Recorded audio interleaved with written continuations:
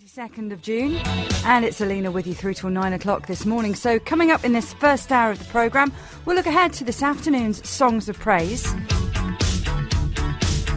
I'll also be sharing with you some of the best music ever laid down with a spiritual and faith-based line. And of course, we'll have our story behind the hymn with David O'Connell. 6:15 this Sunday morning, it's time for our weekly Story Behind the Hymn. And as always, we turn to Wellington songwriter David O'Connell, who, as usual, has been doing some very thorough research. The 16th century Christian reformer John Calvin wasn't enthusiastic about hymns. He believed that any hymn not based completely on texts from the Bible could bring false doctrines into the church by the back door. His answer was to encourage the singing of the Old Testament Psalms.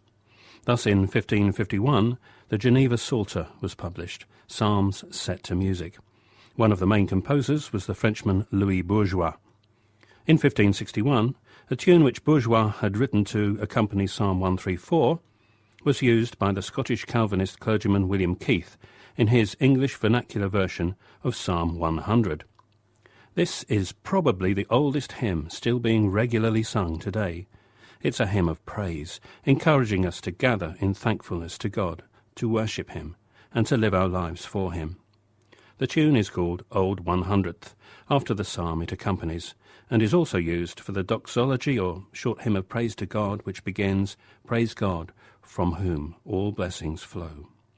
Let's hear, All people that on earth do dwell.